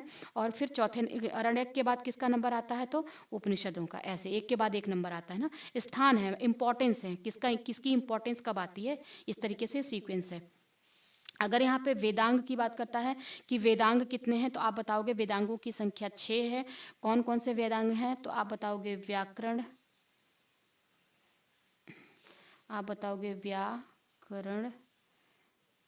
निरुक्त, छंद, कल्प। ठीक है, इनमें से कोई सा भी नाम देके आपसे पूछ सकता है। ज्योतिष भी क्या है? कितने हो गए? 1 2 3 4 5। एक कौन सा रह गया आपका? शिक्षा। एक क्या है? शिक्षा। तो ये 6 हमारे वेदांग हैं। ठीक है, यानी कि वेदों को समझने के लिए इन 6 चीज़ों की जानकारी आपके पास होनी चाहिए, तभी आप वेदों को भली भांति समझ पाएंगे, इसलिए इनको वेदों का अंग कहते हैं। रामायण में किसके संघर्षों का वर्णन मिलता है? मोस्ट इंपॉर्टेंट है, ये कई बार क्वेश्चन पूछा गया है। तो देखो, रामायण में अभी हमारे दिमाग में क्या आ गया? ये तो धार्मिक ग्रंथ है, तो उसमें यवन शक क्या करेंगे? तो आप ये याद रखना है, इसमें हिंदुओं का, यवनों का और शकों, तीनों के संघर्ष का वर्णन किया गया है रामायण में, याद रखना आप। तो महाभारत रचना है किसकी? महाभारत रचना है वाल्मीकि की। आप बताओ, वाल्मीकि कर दूं? भाई, महाभारत रचना है वेद व्यास की, याद रखना। अगर तुलसीदास की रचना पूछेगा तो आप बताओगे रामचरितमानस, और वाल्मीकि की रचना क्या है, तो आप बताओगे रामायण। ये छोटी छोटी चीज़ें हमें बहुत कंफ्यूज करती हैं, इसलिए प्रैक्टिस अभी करके जाना है। पुराणों की संख्या अक्सर पूछ लिया जाता है कितनी है, तो पुराणों की संख्या है 18। ये सबसे प्राचीनतम पुराण कौन सा है? तो सबसे प्राचीनतम पुराण और सबसे प्रामाणिक पुराण जो है मत्स्य पुराण को माना जाता है, तो हमारा आंसर हो जाएगा ग।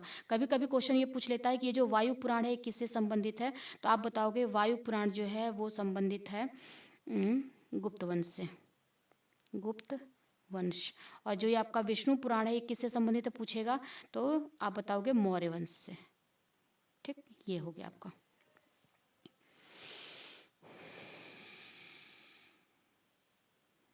अगला देख लेते हैं, पुराणों के रचयिता कौन है? तो पुराणों के रचयिता कौन माने जाते हैं? लोमहर्ष और उगस्रवा, उनके बेटे थे। तो इससे हमारा आंसर क्या हो जाएगा? अच्छा, इसमें उपर्युक्त में से कोई नहीं, आप यहाँ पे बना लो A+B, दोनों, बोथ, यानी कि ये भी थे और ये भी थे। पुराणों के रचयिता कौन है? लोमहर्ष और उगस्रवा, इनके पुत्र। त्रिपिटक क्या है? देखो, जब त्रिपिटक बात करें, क्वेश्चन ये भी पूछ लेता है कि त्रिपिटक किससे संबंधित, तो आप बताओगे बौद्ध धर्म से संबंधित है, यानी कि बौद्ध ग्रंथों का जो संकलन है उसको त्रिपिटक कहा जाता है। बौद्ध ग्रंथों का संकलन क्या कहलाता है? त्रिपिटक कहलाता है। ये बस ऐसे। अगर जैन ग्रंथों के संकलन की बात करें कि जितने जैन ग्रंथ हैं उन सबको मिला के क्या कहते हैं, तो उसको कहते हैं आगम। याद रखना, ये एग्जाम में कंफ्यूज करता है कि आगम क्या है, तो आगम जैन ग्रंथों का संकलन है, ऐसे आप याद रखेंगे। विनय पिटक, अब देखो जैन जो ग्रंथ हैं वो 3 भागों में विभाजित हैं और इनके बारे में भी क्वेश्चन पूछ लेता है। ये विनय पिटक है, इसमें क्या बताया गया है, तो विनय पिटक में संघ के संबंधी नियम और आचार बताए गए हैं कि किस तरीके से आप जो भिक्षु और भिक्षुणी हैं वो उन्हें किस तरीके से रहना है, कि प्रावधान क्या है, रूल क्या है, ये विनय पिटक में बताया गया है। अगर बुद्ध की शिक्षाओं की बात करते हैं तो किस में बताया गया है, तो आप बताओगे बुद्ध की शिक्षाएं जो हैं वो सुत्त पिटक में बताई गई हैं। 3 पिटक में ये डिवाइड है। दार्शनिक सिद्धांत किस में बताया गया, तो आप बताओगे अभिधम्म पिटक में, अभिधम्म। पिटक में। ये बहुत कंफ्यूज करता है हमें एग्जाम में, इसलिए आप इसको अच्छे से याद करके जाओगे कि अभिधम्म पिटक किससे संबंधित है। अभिधम्म, धम्म का क्या मतलब होता है, धर्म। अभिधर्म, अभिधम्म, अभिधर्म मतलब ये दार्शनिक सिद्धांत। धर्म क्या है, इस पे बात करने लगो तो दर्शन फिलॉसफी आने लगती है, धर्म ये है वो है, और दार्शनिक मतलब दर्शन मतलब फिलॉसफी। तो अभिधम्म के बारे में अगर हम बात करेंगे तो ये फिलॉसफी हो जाएगी। तो ऐसे करके याद करोगे, दार्शनिक इसमें थ्योरीज दी गई है। तो ये अभिधम्म पिटक हमने देख लिया क्या है, अभिधम्म दार्शनिक सिद्धांत है। जबकि बुद्ध की जो शिक्षाएं हैं, बुद्ध के उपदेश अगर यहाँ पे कह सकते हैं, धर्मोपदेश जो उन्होंने दिया है वो सुत्त पिटक में संकलित है। अगर यहाँ आपसे पूछे दीपवंश और महावंश किससे संबंधित है, फ्रेंड्स देखो मैं आपको एक चीज़ बताती हूँ कि अगर इस टाइप का क्वेश्चन पूछता है जिसके जिन शब्दों के अंत में वंश लगा हो, या फिर जिन शब्दों के अंत में वस्तु लगा हो, ऐसे जो ग्रंथ होते हैं वो कौन किससे संबंधित होते हैं, बौद्ध ग्रंथ से। जहाँ पे वंश देखने को मिल जाए, जैसे देखो दीप वंश, महावंश, वस्तु अभी आगे कला ये क्या बोलते हैं, कथा वस्तु हो गया, इस टाइप के अभी वस्तु नाम से भी बहुत सारे आपको ग्रंथ देखने को मिलेंगे। तो ये बौद्ध धर्म से संबंधित होते हैं। मिलिंद पन्हो कई बार पूछा हुआ, मिलिंद पन्हो किस, देखो पहले तो ये देख लो कि मिलिंद पन्हो जो रचना है वो किस में लिखा गया है, तो पाली लैंग्वेज में लिखा गया है। और आपसे क्वेश्चन ये भी पूछ ले कि ये बौद्ध धर्म से संबंधित है, बौद्ध, ठीक है। यानी कि बौद्ध ग्रंथ की, बौद्ध धर्म की जितनी भी रचनाएं हैं वो किस लैंग्वेज में लिखी गई हैं, तो पाली लैंग्वेज में लिखी गई हैं। ऐसे तो यही याद रखोगे आपकी बौद्ध साहित्य जो हैं वो किस में लिखे गए हैं, किस भाषा में, तो पाली भाषा में। और इसको, इसकी रचना किसने की है, तो नागसेन ने किया है। और नागसेन ने इस मिलिंद पन्हो में मिनांडर के बारे में, इंडो ग्रीक शासक है ये, इसी के बारे में बताया है। नागसेन ने मिनांडर के बारे में चर्चा की है मिलिंद पन्हो नामक किताब में, जो बौद्ध धर्म से संबंधित है, जो पाली लैंग्वेज में लिखी गई है, याद रखना। अब देखो अभी मैंने बताया आपको कथा वस्तु, ये वस्तु आ गया। वस्तु या वंश अगर शब्द आता है तो आप इसको तुरंत टिक करोगे, बौद्ध धर्म से संबंधित है। ललित विस्तर और दिव्यावदान, देखो दिव्यावदान, ललित विस्तर, ये कैसा लग रहा है, ललित मतलब बहुत सुंदर सा विस्तर, दिव्यावदान बहुत बड़ी चीज़ सुन के ही मिल रहा है। तो देखो जब हमारा बौद्ध धर्म दो भागों में टूटा, यानी कि एक हीनयान बना और एक महायान बना, तो दो भागों में हीनयान ने कहा कि नहीं, हमने जो बुद्ध ने जो उपदेश दिया है हम उसी को फॉलो करेंगे, जबकि महायान ने कहा कि नहीं, हम थोड़ा सा भोग विलास को भी अपने में शामिल करेंगे और बुद्ध का जो है मूर्ति पूजा के रूप में उनकी पूजा करेंगे। तो चीज़ें थोड़ा यहाँ पे गड़बड़ हुई महायान में। तो इनके देखो अगर जब चीज़ें गड़बड़ होंगी तो क्या होंगी, भोग विलास की चीज़ें आएंगी। तो ललित विस्तर और दिव्यावदान किससे संबंधित है, महायान से। तो हमारा आंसर क्या हो जाएगा, महायान। आगम क्या है, अभी मैंने आपको ऊपर बताया कि आगम जो है जैन साहित्य को मिला करके क्या कहते हैं, आगम कहते हैं। देखो ये परिशिष्ट पर्वन, ये कई बार क्वेश्चन पूछा हुआ है और ये जैन धर्म से संबंधित है, ठीक है। ये पूछ रहा है कि परिशिष्ट पर्वन किसकी रचना है, तो ये हेमचंद्र सूरी की रचना है, यानी हेमचंद्र ने इसको लिखा है और ये जैन धर्म से संबंधित है। तो इस तरीके से ये हमारे आज की टेस्ट सीरीज थी हिस्ट्री की, जिसमें क्वेश्चन तो हमें दिख रहा है काउंटिंग में, नंबरिंग में दिख रहा है 84, लेकिन हमने मुझे लगता है कि 150 से अबव क्वेश्चन हमने सॉल्व कर लिया है। तो इस प्रकार से ये जो क्वेश्चन हमने कराए हैं इसको आप 2-3 बार देखोगे तो इसमें बहुत सारी चीज़ें आपकी एक्स्ट्रा तैयार होंगी बिहार दरोगा के लिए और भी अदर एग्ज़ाम के लिए। आपको बहुत फ़ायदा पहुंचाएगा। फ्रेंड्स अगर आपको मेरी वीडियो अच्छी लगती है तो प्लीज़ लाइक करना, सब्सक्राइब करना, अभी करो अभी, और फिर शेयर करना, मुझे कमेंट भी करना, जिससे मैं आपके लिए और अच्छी अच्छी चीज़ें ला सकूं और भी बेनिफिशियल नॉलेज जो आपके काम की हो, एग्ज़ाम को क्रैक करने में मदद करे, ऐसी वीडियो बना पाऊँ। तो चलो फिर मिलते हैं तब तक नेक्स्ट वीडियो में, और तब तक के लिए बाय, थैंक यू।